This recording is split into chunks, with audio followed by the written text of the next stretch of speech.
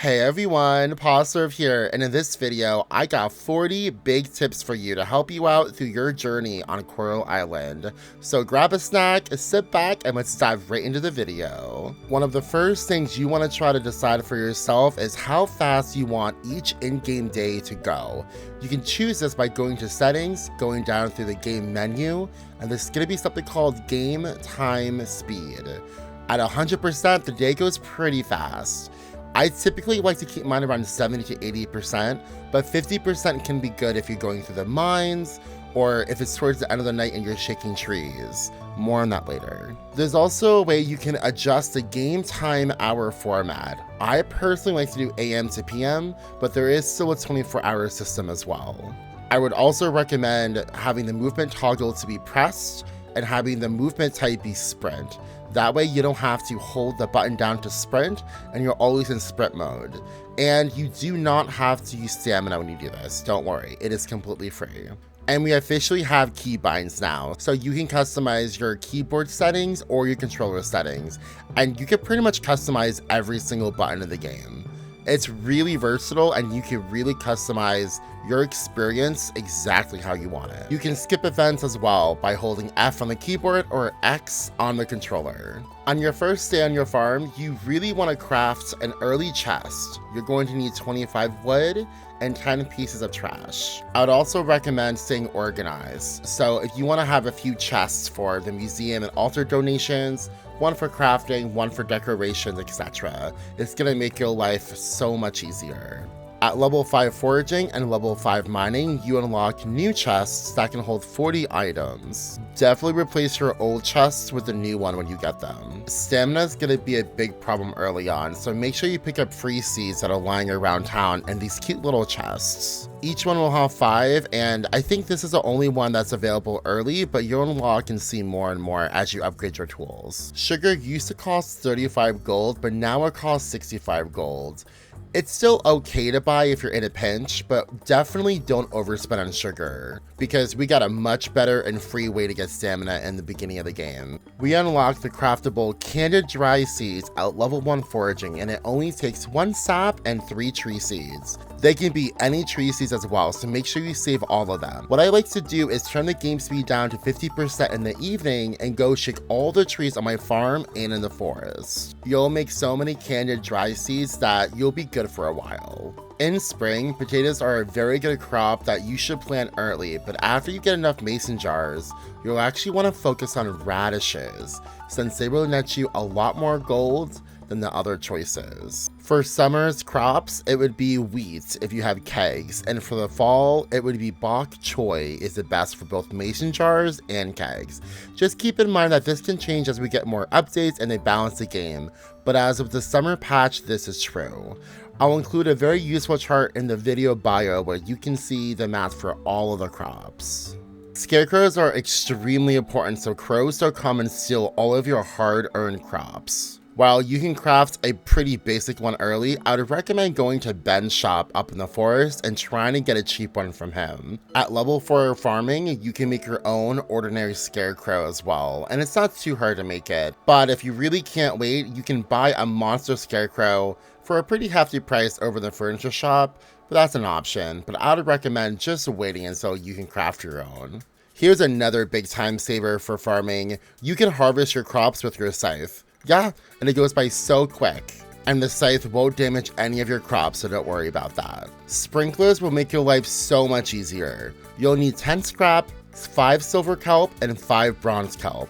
You'll need to progress through the ocean to unlock kelp, but I'll talk more about that in a later section. Something brand new in Coral Island is you can actually have attachments for your sprinklers as well. So you can have auto fertilizer, auto seed, and then the last one is actually a combination of both. After you have the attachment, you need to put it on a sprinkler, and then you need to put the fertilizer and seeds that you want to use in the top 3 boxes. And that's it. You just took another step to automating your farm. I know I mentioned it a little bit before, but make sure you craft mason jars and kegs. You unlock mason jars at level 3 farming, and kegs are unlocked at level 6 farming. You'll get a lot more money for all of your crops if you process them in the mason jars and the kegs. Speaking of coral reefs, did you know that for each coral reef that you clear, you will get plus 10 to your town rank?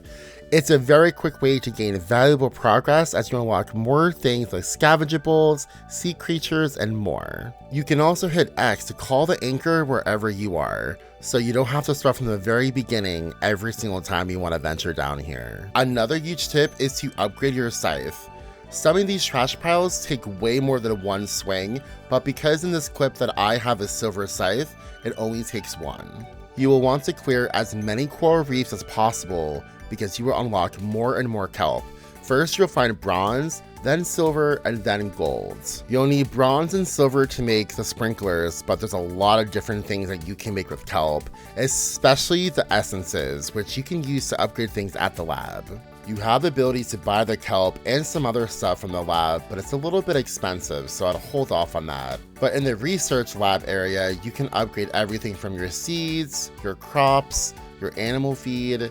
It's pretty cool, so make sure you don't skimp out on making essences for the lab. You can also process your fossils you find underwater and through the dig sites, and special mention to the black markets because sometimes they sell them too, but make sure you don't overspend for them. Fishing is one of the best ways to make money early on. I like to fish south from the beach shack since most of the fish here sell for a decent amount, and you can level fishing up a lot faster here. Save up enough gold so you can purchase the improved fishing rod for 2,500 gold. There's a lot of invisible stats that get upgraded like cast length, max tension recovery, reeling speed, and tension strength. So definitely buy the improved fishing rod for an easier experience. After you get the improved fishing rod, I would recommend going over to the ocean forest, which is west of your farm. You can fish pretty much anywhere over here, but I like to park myself on the little bridge that leads into the giant's village. Sea cucumbers sell for quite a bit, and you can find them regardless of the weather, so I love fishing here. Mining is even a better way to make money, but you'll need to reach the wind gates, which is the third mining gates you unlock. Each piece of gold ore sells for 100 a piece, so that's a lot of money. You couple that with the perk that allows you to get more ore from each node, you're gonna be swimming in the money. And it gets even better from there, because once you unlock the fire gates,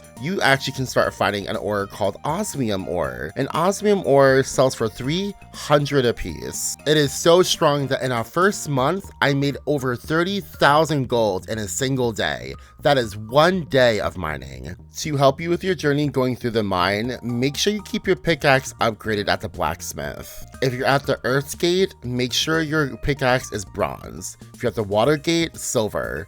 Wind gate, gold, and fire gate, osmium. After you get established with the mines, all you'd have to do is visit floors 1, 5, 15, and 25. They won't always have ore on those levels, but most of the time you'll find ores that are associated with that mine. Keep an eye out for these little cracks in the floor because you can get some free ore from them. All you have to do is follow the little line where it goes and it'll eventually pop up and give you some ore. The mines have some pretty good rewards too for your first time through each one of them. You'll get a variety of things like food, explosives, and now rings. Rings are super cool because they can increase your radius of collecting items, they increase the speed of your tools, and there's a few other ones too. You can find more at the B.O.S hideout. The B.O.S hideout is located in the cellar next to Kira and Jack's house. You can buy a variety of useful things here like explosives, a torch, rings, and even rope, which allows you to escape the mine wherever you are. Oh, and these really cute sus weapons, a sus shield and a sus sword, which are both weapons. I find this so incredibly cute, and I hope they add some more like this. Make sure you check back here after every update because they might add some more stuff to the shop. Trash is actually a super valuable item in the game. You're going to be using a lot of trash, whether it's to make scrap or for other craftables. Speaking of trash, have you seen the trash cans all over the island? You can search through them. You can find things like fish, insects, and forageables, and of course trash. Just make sure do not throw out your trash or sell it. It's a very valuable resource that you'll be using a lot. Catching bugs is going to be really good early on as well, because a lot of the bugs sell for a decent price, like the pus moth, and a lot of the nighttime critters like the fireflies. Just be aware that some bugs are harder to catch than others, so you can try to dash into them and then quickly try to use your net. But if you have a lot of trouble with it, you can actually craft or buy some scents. You can craft these at level 1, 4, 7, and 9, or you can buy these over at the beach shack. One is for the ground, one is for crawling on the ocean floor, one is flying, and one is floating on the ocean floor. Make sure you double check before crafting and using these traps, because I have definitely used the wrong one in the wrong place before, so don't be like me. The basic bug net that you start off with is decent. It can catch a lot of stuff, but it has a very small radius. If you want to have an easier time catching bugs, make sure you buy the better bug nets over at the beach shack. This gold level quality bug net has a really big radius and allows me to catch most bugs that are not too difficult. Not counting the spider. The spider's really difficult. Just get some scent. There is fast travel in the game, but to unlock it, you have to complete one goddess altar before it unlocks. The easiest ones early are going to be the spring crops one or the essential resources one. And to fast travel, you're going to need to interact with the gray little shrines that are scattered across most of the island. Mind you, a lot of these are actually not activated until you do something like either catching a lot of bugs, clearing 10 coral reefs, etc. For each altar you complete, you'll unlock more and more rewards, such as sugar canes, a recycling machine, and even a hot spring that will actually improve over time as you complete more and more altars. I've been mentioning the town rank for a while in this video, and it's probably about time that I explain what is a town rank. The town rank is actually divided into 3 different categories: ocean, museum, and heritage. Anytime you complete an offering, you'll get 50 points. For the museum, anytime you donate pretty much anything, you'll get 3 points per donated thing. And for the ocean, healing coral reefs, herding fish, and activating coral orchestras. Now, 2 of those are not in the game at the moment, but they will be in the future. So try to save one of everything, like fish, insects, gems, and fossils. Make sure you keep your tools upgraded. You can upgrade everything from your watering can, your hoe, your pickaxe, and even your scythe. The fishing rod and the bug catching net cannot be upgraded at the blacksmith. For those 2, you'd have to go down to the beach shack and buy the upgraded tool outright from Sunny. Did you know there's secret shops in the game as well? Ralpha is over at the White House, and while she does sell some very exotic things from time to time, she can also overcharge you massively too. So make sure that you don't just buy a bronze ore for 4,000 because it's not worth it. You can also enhance all of your farm tools as well, but you have to free the first giant from the Earth Gate to unlock the Giant's Village. As you unlock more giants, you'll be able to enhance your tools further and further with more slots. Some of the bonuses include no stamina consumption, not using water from your watering can, and rare drops. After you upgrade your house for the second time, you can buy utensils and different things for your kitchen so you can cook. A lot of the villagers' favorite items are cooked items as well, so make sure you invest in this so you can woo your spouse of your dreams. Which is honestly like half the island, or more than half the island, so like, I don't know. Good luck picking who.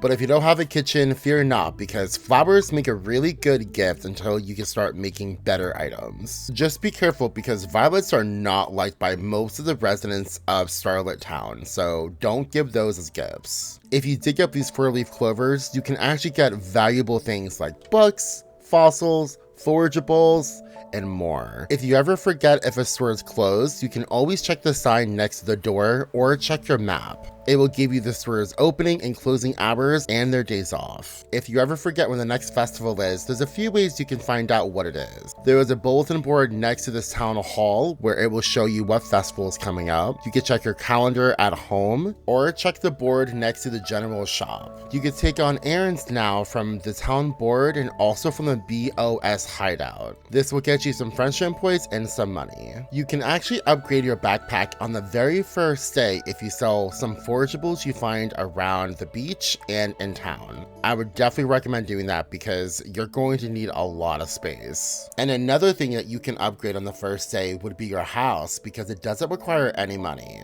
All it requires is 50 wood and 20 stone. Did you know that you can hop your fence?